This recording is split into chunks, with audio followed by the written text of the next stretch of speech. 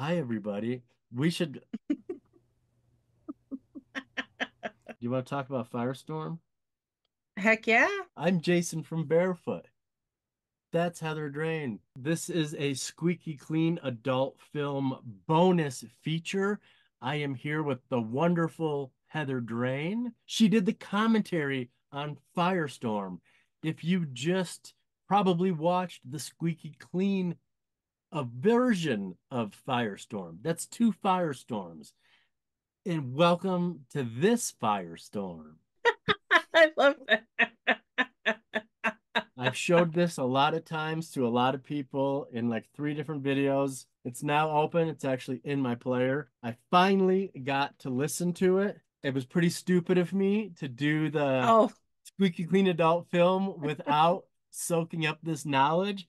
But for some reason in my head, I thought it would be so funny and or not funny, like humor. I just thought it would be cool to since I'm friends with you who did the commentary on this, I thought it would be cool if I did it and then you've already done it and then we combine forces. I'm still not 100% what even made me come up with this idea, but I'm glad I came up with it because it's led to some cool things. Your commentary was awesome. oh my God. Thank you. And as I told you before we started recording, Eric Edwards' commentary was really good too. So It two good commentaries. Distripics never fail. All of their releases, and I'm not just saying it because I'm on it. Okay. Like I was a fan and a customer before I got to be a part of this. But like they always do. Like I think the first time I ever got one of their Blu-rays, they had were releasing some of the Henry Paris catalog of Bradley Metzger stuff. And like Uh-huh. they did like opening MSD Beethoven, Maraschino Cherry, Naked Came the Stranger, like all Private Afternoons of Pamela Mann. And all of those just, I mean, they include magnets. Like I have seen, and I know you have too, we've seen some pretty like cherried out boutique label releases. I have yet to have anybody else put magnets and bookmarks That's awesome. in their stuff. So yeah, and I'm also very happy you like the commentary because you had told me before what your plan was, and in the back of my head, I'm like, God, if he hates my commentary, it's gonna be awkward. It's gonna be one awkward ass episode. That's a bookmark. It's double sided. The other side, she's not naked, but it might be a little too saucy for the YouTubes. But and a magnet. This is That's crazy. I know. It's Now, like did you just get that stuff because you worked on, look at that. Your top is blue. I wonder if this is because this is the Distripix original. This isn't the through Milazine. Maybe Okay. that's why. I don't know. But how did you uh, get all those fancy special things? That oh, was my did it? question. Did you get those because you actually worked on the movie behind the scenes of the re-release? Or did those come as a regular person? Like, do other people have that magnet and that bookmark? Well, did it? Did it not come in yours? No. Oh God, that might be just like a thing that Distripix did You when might they just be started. flexing. You might just be flexing on the whole world. Like, I only have these I wasn't because I trying to did the flex though. commentary. You I was. peasants, you get nothing. Oh, I was not. I was not trying to flex. When you shared with me your edit, there were certain scenes, as somebody who's seen this movie so many times and it's uncut version, I'm like, how is he going to do this? Like, and you did it so beautifully. I was amazed you got Sharon Mitchell. And it's Crawling like through the. almost like a spectral image of her. Yeah, I But said if you can get 3 seconds of Sharon Mitchell, you might as well take them. well, it's Sharon Mitchell. She's a goddess. Yeah. So of course, but the thing I loved, particularly like getting to see this edit and what you did with it is like having like this slightly different edit of it help. There were certain things that kind of popped up to me more in this edit than it normally does while watching the whole film. Hmm. Like, and I thought that was so cool. Like there are certain character motivations that seemed a little different, possibly. Um, and I thought that was so fascinating. A to see somebody who's a professional editor do such a clean, because that's the thing. Like you could tell you painstakingly like you edit. It's not just like butt cuts, where it's like, hi, hi mailman, butt cut, then they're eating a sandwich or whatever. Like no, you edit these beautifully where you can't really tell. Well, And thank you very much. and the other thing, so it's cool seeing it like that, but it's also seeing a film like this, where this is definitely a film where you do learn more about the characters and their history through a lot of you know the uh the sex scenes, and or should I call it something else because of YouTube? Nah, Okay. Through but but yet it didn't hurt that this film as much as I thought it might, because that was the other thing. It's like there's certain scenes where I'm like, oh man, I'm gonna miss it. And I still miss some of them, but it was like, but it didn't hurt it. Like I think this is such a great way for a lot of people, if they're curious about some of these films, to kind of like, you're giving them a chance to kind of experience them in a safe for work capacity, but also like to kind of help educate them. And it's being like, hey, if I really like that guy's video on Firestorm. I'm gonna go to Melusine and check that out. It's like what you're doing is like a great little I primer. love this Firestorm. I wish that every squeaky clean film I did, I could have a visual aid and I could say, go to Melusine and go to Distropix. Like I've got Yeah. this delusion of, like Distropix pat me on the back. Good job. You did a good job promoting us, Jason. And Melusine, both of them going, yay, good. I wrote this, I talked about this in the article that we did together, where I have a Yeah. fantasy of the people being like, good job, Jason. Like I'm trying to impress all these invisible people. It keeps me going. My invisible cheering section. I think everybody needs an invisible cheering section. I love that. I love it. I mean, I think though, people, we live in obviously the information age. I think people, even if you're not able to say Melusine, like you're like, hey, this film's on Blu-ray, Hmm. but I have to share. And this is more tied to Firestorm 2 and 3. But I do have a piece of Oh, memorabilia, and this is safe for work. So, but this is okay. an album, The Sporting Bachelors, Love Letters, Joanna. Of course, that's Joanna Storm. Yeah. My glare. I'm trying to get the glare. We'll do that.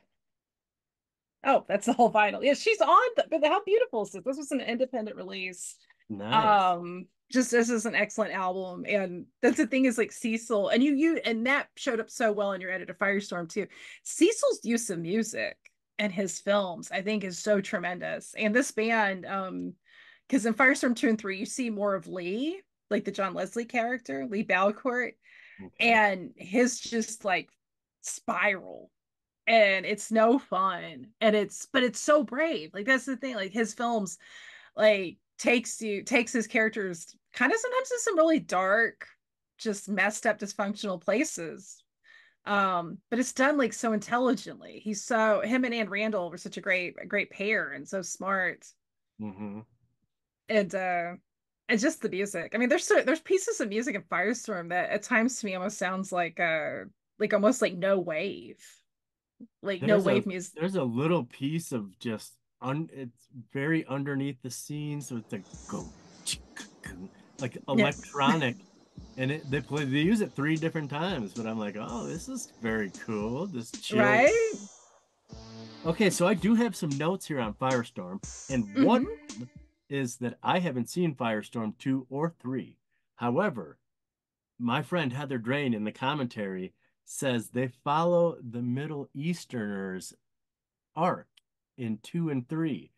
Now, the Middle Eastern guy, the Sheik or whatever he's supposed to be in Firestorm, seemed weird and and I don't I guess it was a subplot that maybe didn't get really flushed out, but It's I heard yeah. you say they continue that, and that is the John, like you just said now. Also, Mm-hmm.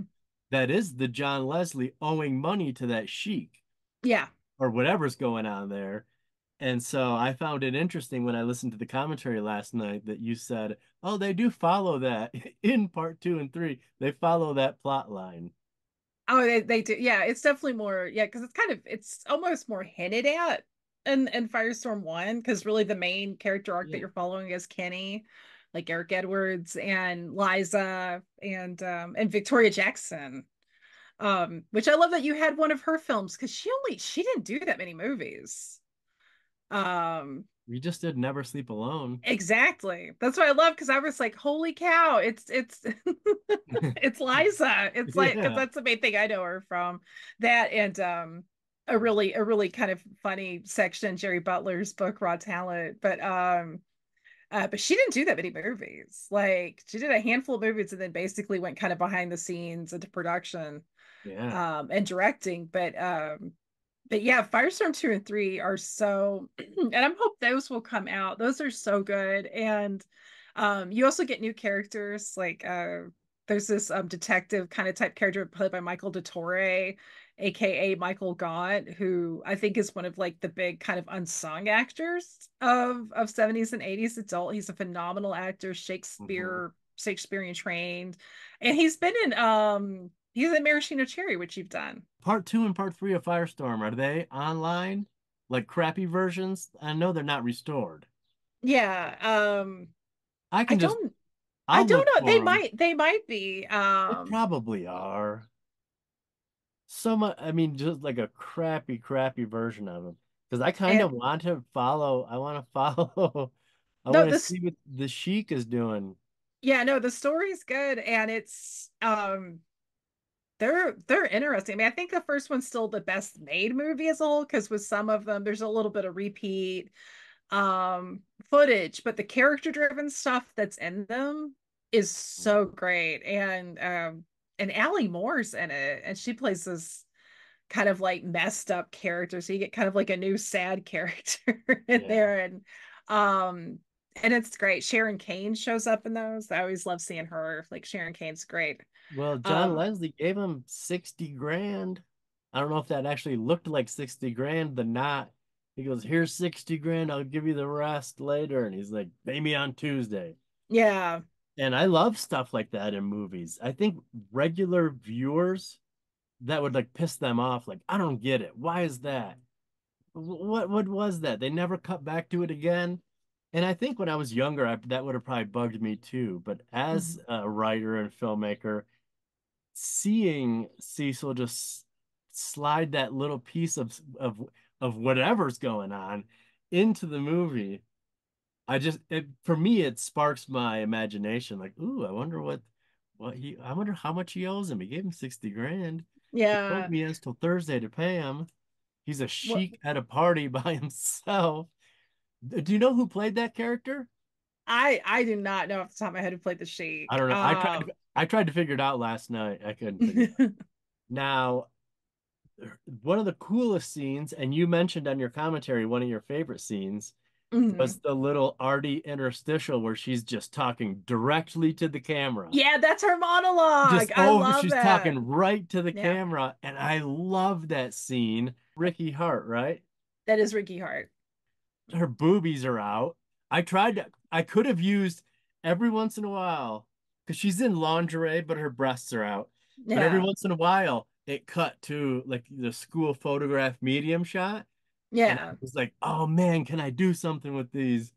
Can I do something with these? And I tried and I tried and Her the boobs are out a lot in that. yeah, I get it. the whole scene was cut. I mean, I could use about 10% of it every once in a while. I think they cut to the headshot a couple Yeah. times. But that was like the sad part of listening to your commentary because you said it was one of your favorite scenes and it was definitely one of my favorite scenes and the audience has no idea what we're talking about unless they go to Melusine. Exactly. That's right. And it has at least that's one of the best jokes in the movie where she's like, "See you later, schmuck," and then Kenny's like, "Schmuck, huh? I never knew she liked me. You never Yeah. know." Like it's so funny. I think Firestorm's awesome. I'm so Oh, glad that you did the commentary to it. me too. No, I'm really glad. I'm genuinely so glad. I think the most important thing, I mean, even if I didn't get to do the commentary for it, I'm just glad that this great film has been preserved and is out there for people to see, because that's really how it should be. Like, it's preserving film is so vital. So, I don't know, it just makes my heart happy to see, especially films that do get overlooked, to get that kind of treatment, you know.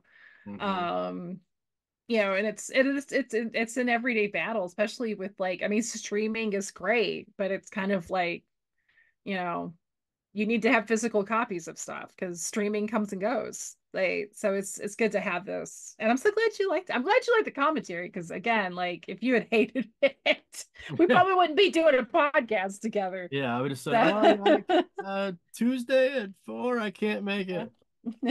And then, like, I'm like, No, Jason I blocked mean, I me. literally watched this just because you did the commentary, Oh, geez. Oh, and thank you.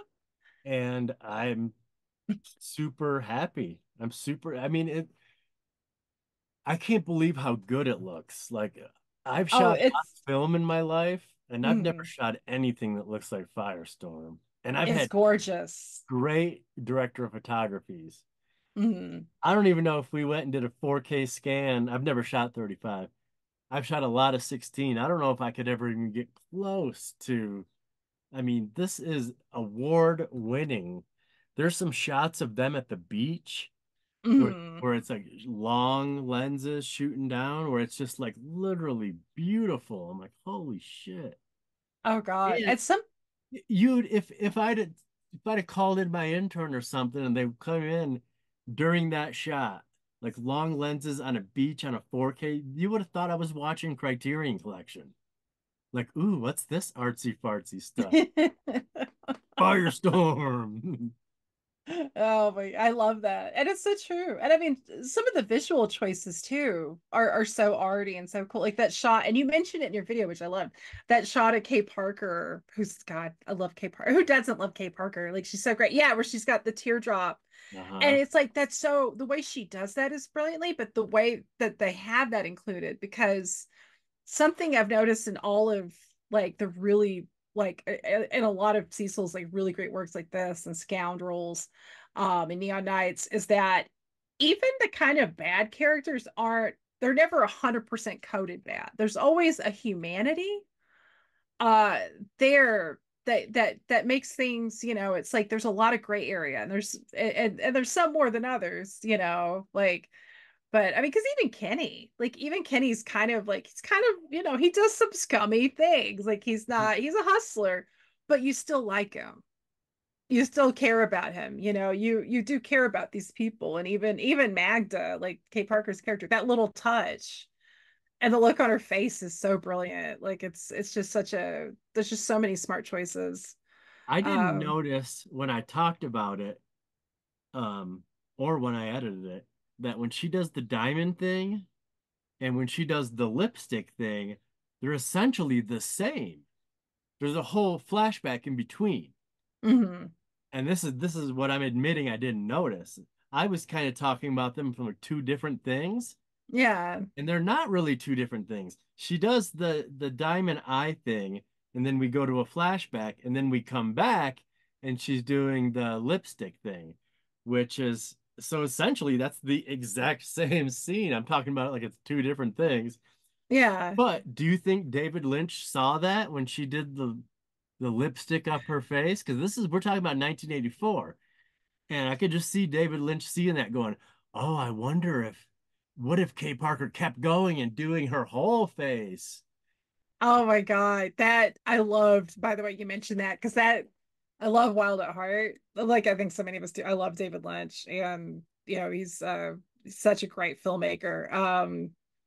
I like to think he did see it. I don't know. Yeah, God, though, God did. Oof, that you just my mind have been in a whole other I place thinking think he about did see it Diane. because Yeah. I could see Lynch because he didn't copy it. He No. kind of copied it and then took it 100 times farther. Like, oh, what if we did this? Oh God. And that shot where Diane Ladd, like, her face emerges like that and it's all red, and you're just like, Jesus. Between her and Grace Zabriskie. Oh God. That she just pops up. La, la, la, and I'm just like, I'm in hell. Ah. I didn't know that Cecil was in the movie, the Mhm. cameo where he says you got a match and Firestorm bar scene. Yes. I had no idea until I jumped on the commentary. I was like, oh shit, there he is. So I thought that was pretty cool. She wants the sun. I thought was one of the coolest lines. Just to, I mean, it's in the very beginning. He just said she wants the sun. And that is very artistic, not usually the kind of wordy stuff you hear in an adult film. I feel like I Yeah. shouldn't even say that, but Well, or in any film. I mean, because honestly, we could go, you and I could go to the theater right now and dollars to donuts, because we're both writers, obviously. Like most of them are gonna, there's gonna be ones that are good, but how often do you see a movie where the dialogue really, you're like, oh my God, yeah, that line, like that's a special movie. Like no matter what the genre is. And actually that's kind of the thing you do is you're kind of robbing anybody that's like, oh, I don't want to watch these movies because of that thing in it, that taboo thing. You're giving them a chance to see them without that thing and kind of, but also kind of help them kind of maybe reassess their prejudices, yeah, or even just see the film. Because honestly, I mean, if somebody, I mean, there are days I don't want to see, copious nudity, not often, but mhm, sometimes I just want to watch like a Roger Corman, Edgar Allan Poe film, just give me Pit and Pendulum. I mean, we're film people, we love films, we love all kinds of films, but that's the thing, these are films too, and you're kind of, anytime you can kind of approach something where you're being like, you're helping other people be like, no, no, no, any preconceived notion you have, just toss it in the trash. Look at it through my eyes. No, there's value to these movies. There's value to outside cinema. let's see, some more Firestorm. Okay, here's something I didn't recognize because the first thing I do is cut the sex scenes out and then I Mhm. edit the movie. If there's dialogue over the sex scenes, I leave those and I separate the audio and the video so I can still see a little bit and I know I got to take that piece of audio. But Right. mostly I take out the sex scenes and mush it together and then edit it. So I didn't realize how big of bikini tan lines Eric Edwards had. He's famous. And they talked about it nonstop on Eric's commentary. Of course And they I'm do. listening to the commentary over the triple X version. So I'm looking Mhm. at his little butt and going, yeah, he does have little bikini tan lines. His little white buns. His Yeah, little, and yeah. I would have missed out on that if I just did the squeaky clean adult film. One of the funniest things that I realized you guys didn't talk about on the commentary, but I just watched this movie so many times in the last couple days that it just struck me. There's a scene where Joanna Storm is about ready to make love to Eric Edwards, and she comes in the room and turns on the light. And I just thought it was so funny because she's blind. I don't know why I mean, I know blind people can see some shapes, and maybe she's just being a good host. So she's turning the light on for Eric Edwards. But it's so funny if you think about it, Mhm. to where the blind girl walks into the room, walks over to the lamp, and turns the lamp on. It never occurred to me in like 7 viewings. But on the eighth viewing, I was like, why is that blind girl turning on the light? Oh my God. And That's it wasn't in a flashback when she had sight. It was right. definitely Joanna Storm blind turning on a light, which I thought was pretty funny. In the last final pass of my clean version, Mhm. I try to watch it, even though I'm so sick of it. Even if it's a great film, I'm so sick of looking at it after editing it. I edited this for like 4 weeks. Oh my God. And at the very end, I'm doing my final pass, no edits, just watching. And there's a big old honking nip slip at Oh the no. poolside. Um, when they're talking at the pool, both Eric's girls, Joanna and Victoria. Victoria Jackson. So I had to lose half that conversation because there's times where you can't tell. But when they start the conversation, when she first comes up to her and says, "Oh, can I talk to you first?" Like when she first approaches her, the camera's a Yeah. little different, and she's sitting there blind with her blouse open. And I almost put that on Oh my YouTube. God. I got to be safer because I know they're just waiting for me to mess up.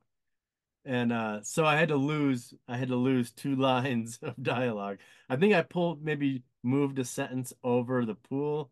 I don't know. I did something, but I almost released a nipple to YouTube, which would be the end of the world. Oh my God. Not the nipples. Anything but the nipples. It's so Here's silly that we something have to that's be like crazy. that. My girlfriend in high school worshipped Madonna. Hmm. Worshipped Madonna. There's the Justify My Love. I think that's the name of the song. Oh yeah, yeah, that was such a scandal.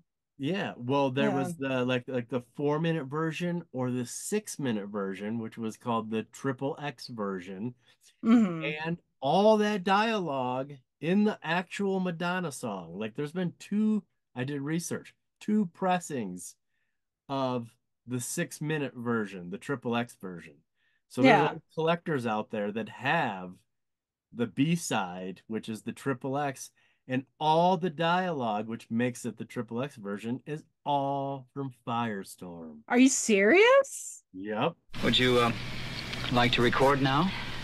Start anywhere you like. Oh my God, what Down, a cool download tidbit. or not download. As soon as we hang up, it's on YouTube, multiple versions of it. Look up "Justify My Love," the triple X version. It's 2 minutes extra, and it's just like a break beat, like it's beginning, like the wanting Yeah. or like the build up to the song. Well, there's like samples, like a rapper or like old school Ministry, where they used to always sample movies. Oh God, I love Rap Ministry. music and Ministry always sampled. And Yeah. all the samples are from Firestorm. Oh, yes. At the poolside where they're talking all dirty, he's like, "I'm gonna open you up," and the beginning of their interview, uh Yeah. Kay Parker and Eric Edwards. Oh yeah, when And Kenny, she's putting yeah.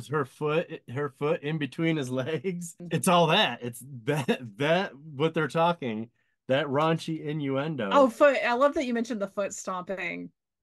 a flirty innuendo is what I called it. Yeah. Yeah, that is all pulled and in the Madonna song. So I'm glad I got to teach you one thing. That's You awesome. taught me a lot of stuff. So when we hang up, uh, go to YouTube and put "Justify My Love." It's either X or it's Mhm. three X's. The That X-rated is, version or the triple X version. oh God, that's crazy because my husband was in a band in the 90s that sampled, but I don't think that song ever actually got formally released, but they did a song where they sampled Kenny's like when him and Liza call Claire, Hmm. and it's like the rooster. It's not in the clean version, anybody. Like, you have to go see the movie. I have one last note. I've brought them all up except for one, Bring it. and it's, I think, the funniest one. It might be a little blue, but this isn't technically a squeaky clean adult film, so we should be able to like say the word porno. We should be Okay. able to say some off-colored stuff we've said, Some soft swears. some soft swears.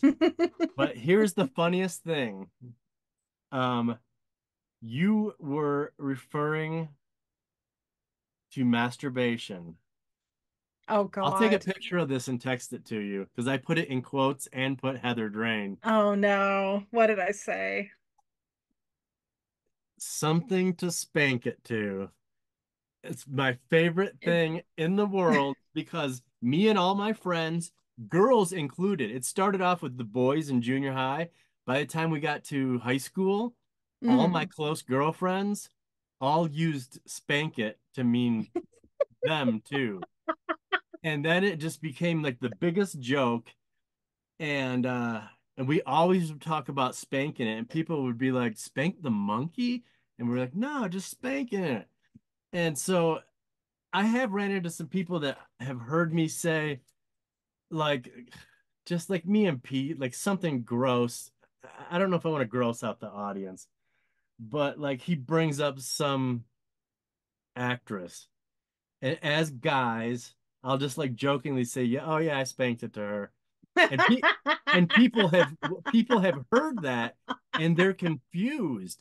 They think, oh, does he mean spanking the monkey or does he mean like spanking, like a bottom? They seriously have not. I've ran into people that don't know what spank it means. That's weird. That's And so. so the way you effortlessly said it, I put it in quotes and then put Heather, like I know it, you said it. I just listened, but I It said does it sound like like it's a something. like it's a pull quote with your name at the end of it. And that's what started this thing is I said I wanted to show the power of the commentary. This was before I knew there was an Eric Edwards one. I thought there was just one.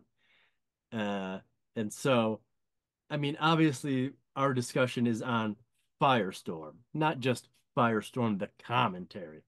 But that was the seed of this idea. That was the seed, if Mhm. you recall, where I said, "Oh, you did the commentary. I'm doing the clean one. Why don't we? Uh, you've already done this commentary. I'll do the squeaky clean, and then we'll meet in the middle, and we'll show the power of the commentary." I believe I said that.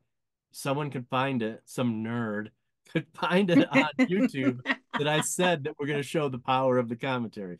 It grew from there, but that was the Mhm. seed. That was the seed, was the power of the commentary. But yeah, well, thank you, well, Jason. Thank you so much. I feel like I've eaten up a lot of your time. It's only been 2 hours and 47 minutes. What are you talking about? We've talked long. I think we've talked longer than the movie. Yeah. We should have just done a commentary. I know. This is the commentary about the commentary. The bonus features. Yes. Okay. Well, man, we talked a lot about other things than Firestorm. So I wonder what I should keep in this edit. I'll just talk to you soon. Okay. Well, wait, have you ended the recording yet? No. Do Okay. do I do it now? Do it now. Just so you have the file. I was like, oh shit. You want to talk about Firestorm?